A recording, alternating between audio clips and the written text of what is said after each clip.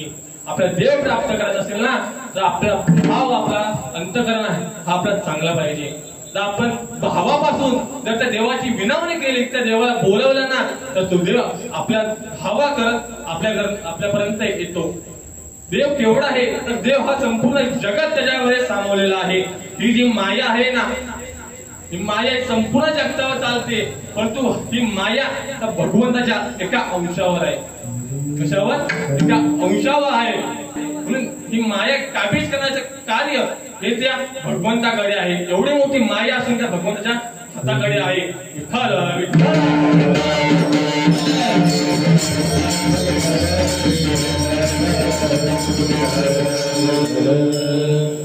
तर देवाचा भाव आहे ना, हा देवाचा भाव आपण जर आपल्या अंतःकरणातून जागृत करायला पाहिजे. तर देवाला आपण बोलवलं पाहिजे. पण देव हा आपला ज्ञान मार्गाकडे जाणारा साधन आहे. बघा, आपण पंढरपूरला जातो, बरोबर? सर्व गेलात ना पंढरपूरला? आषाढी, कार्तिक, माघ या 3 महिन्यात. तर पंढरपूरला गेल्यावर तुम्ही काय करता नेमकं? पांडुरंगाचं दर्शन घेता ना? बोला जरा, मी लांबचा नाही, जवळच आहे. काय करतो? पांडुरंगाचं दर्शन घेतो. मग त्या पांडुरंगाचं दर्शन घेतो, मग आपण काय करायला पाहतो? त्याची भाव आपल्याला कसा असतो? चांगला असतो. परंतु आपण जो दर्शन घेतो, आपण ज्या दृष्टीने त्या भगवंताला पाहतो, त्या संतांनी ज्या दृष्टीने पाहिले ती दृष्टी वेगवेगळी आहे. संतांची दृष्टी कशी आहे तर राजस सुकुमार मदना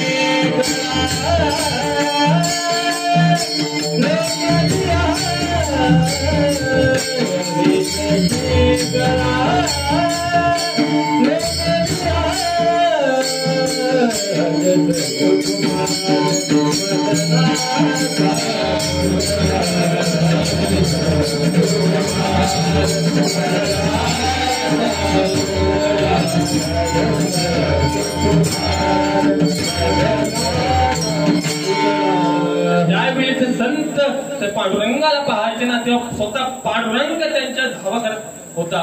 जेव्हा धावा करते तेव्हा संतांच्या बरोबर हा पांडुरंग येत होता. आणि आपण आता जातो पंढरपूरला, दर्शन घेतो आणि निघतो, परंतु जो आपला भाव आहे ना, हा भाव आपण जागृत करत नाही.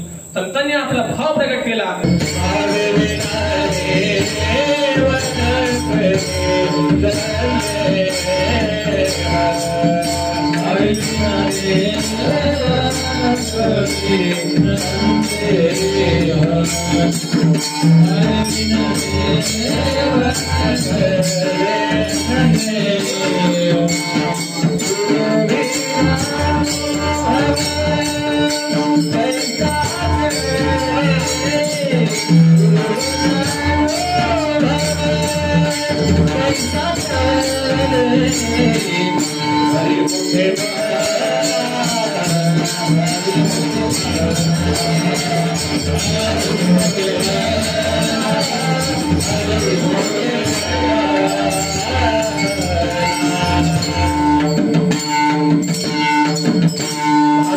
देवांना कळे संदेह गुरु विना अनुभव करते. अरे त्या भगवंताला, आपल्या संतांनी त्या भगवंताला पाहिलं, त्याची दृष्टी होती आणि दृष्टी वेगळी होती. म्हणून या संतांनी आपली नजर आहे ना ती, किंवा आपला भाव आहे हा भाव पुन्हा खुल्या अंतःकरणाने प्रकट केला. तर फक्त या संतांनी त्या मूर्तीमध्ये देव पाहिलं का? तर नाही. तर तुमच्या आमच्या सामान्य लोकांमध्ये सुद्धा देव पाहिलं. अरे माझ्या ज्ञानोबराने त्या रेड्यामध्ये देव पाहिलं, तर माझ्या नाथ महाराजांनी त्या गाढवामध्ये देव पाहिला, तर माझ्या त्या नामदेवरायांनी त्या कुत्र्यामध्ये देव पाहिला. देव सर्वीकडे आहे महाराज, फक्त तो आपला पाहता आला पाहिजे. आणि आपला भाव आहे तो आपला भाव जागृत करता आला पाहिजे. जेव्हा आपण भाव, आपला अंतःकरणातला हा भाव आहे ना, जेव्हा आपण भाव जागृत करतो त्यावेळी तो आपला भगवंत परमात्मा आहे, हा भगवंत परमात्मा आपल्याला दिसतो. हिरण्यकश्यपूचा एक राक्षस होता. या राक्षस हा एकदम क्रूर होता. त्याच्या मते की या संसारामध्ये म्हणजे या आपल्या जीवनामध्ये कुणीही नारायणाचं नाव घ्यायचं नाव घ्यायचं नाही असं त्यांनी त्या राज्यामध्ये त्यांनी लावून दिलेलं होतं. त्या हिरण्यकश्यपूला त्याला एक वरदान भेटलेला होता की तुझं कोठेही तुला मरण होणार नाही, ना पाताळात, ना भूलोकात, ना जमिनीवर, ना पाण्यात कुठेही तुझं मरण होणार नाही असं त्यांनी वरदान घेतलेलं असतं. कुणाच्या जर आपले राक्षसांचे गुरु कोण? शुक्राचार्य, बरोबर ना?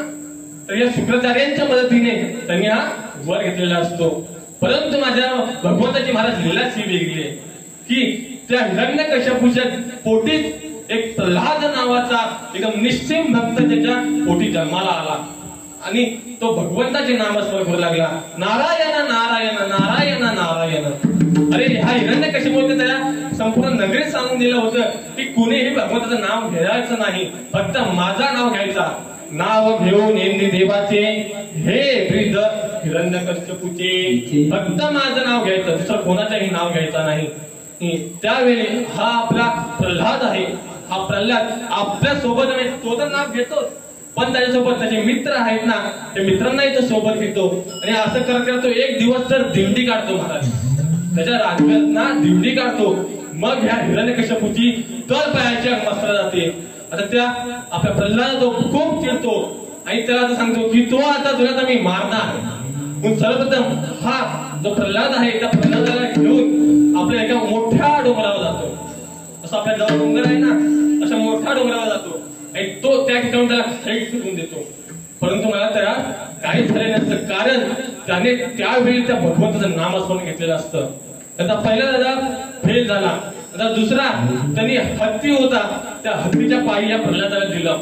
परंतु हा प्रल्हाद त्या हत्तीने प्रल्हादाला पाहून नतमस्तक केला, तो हत्ती काही केला नाही. त्यानंतर हे दोन त्यांनी उपाय केला. नंतर तिसरा उपाय केला की जी होलिका नावाची राक्षसी होती ना, त्या होलिका नावाच्या राक्षसीमध्ये म्हणजे ती कोण? हिरण्यकश्यपूची बहीण.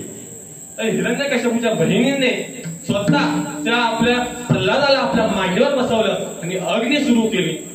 आणि अग्नी सुरू केली, पण ह्यात काय झालं तर तो स्वतः आपला प्रल्हाद आहे ना, तो प्रल्हाद वाचला, पण ती होलिका आहे ती होलिका जळून खाक झाली. कारण का तर त्या प्रल्हादाने आपल्या भगवंताचं मनापासून भावाने त्याचा अंतःकरणातून त्याचं नामस्मरण केलं होतं, म्हणून त्याला काही झालं नाही. देव ते ठरवलं ना देवाने की नाही मी याला तारणारच, हा मला निश्चित भक्त आहे, त्याला मी काही करून देणारच. मग बघा आपल्या कोणाचीही काही चिंता नाही. मग आता प्रल्हाद वाचला, पण नंतर त्या ठिकाणी हे दरबार भरलेला असतो. त्या दरबारामध्ये सुद्धा हा जो प्रल्हाद आहे तो नारायण नारायण करतो आणि हिरण्यकश्यपूचा खूप मोठा चुकतो. आगीत तेल टाकावं तसं आता जी तारा झालेली, हा एकदम रागावला. नंतर हा हिरण्यकश्यपूचा प्रल्हादाला म्हणू लागला, ए प्रल्हादा, कोठे तुझा देव, मला सांग तू कोठे तुझा देव, तू एवढा कसा काय वाचला ते मला काही समजत नाही. तेव्हा हा प्रल्हाद म्हणतो, अहो बाबा, अहो माझा देव सर्वीकडे आहे, माझा देव होता म्हणून मी वाचलो, आता मी अन्यथा वाचलो नसतो. मग तो हिरण्यकश्यप म्हणतो, तुझा देव काहीतरी होते, हा इथं लाकडाचा खांब दिसतोय, लाकडाच्या खांबाचा देव आहे? तो म्हणतो हो, माझा हा देव त्या लाकडाच्या खांबामध्ये आहे. त्यावेळी हिरण्यकश्यपूने लाकडाच्या खांबाला लाथ मारली, त्या ठिकाणाहून नरसिंह हा भगवान त्या ठिकाणी प्रकट झाला आणि त्या हिरण्यकश्यपूचा वध करून टाकला. विठ्ठल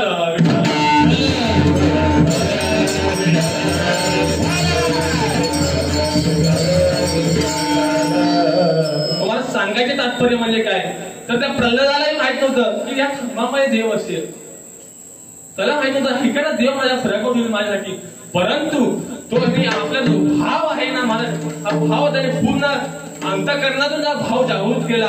त्या भावापोटी त्या देवाला त्या खांबामध्ये यायला लागलं. म्हणून आपला भाव आहे, जसा आपला भाव असेल तसा आपला देव दिसणार आहे. हेच अभंगाच्या प्रथम चरणात हरिची दास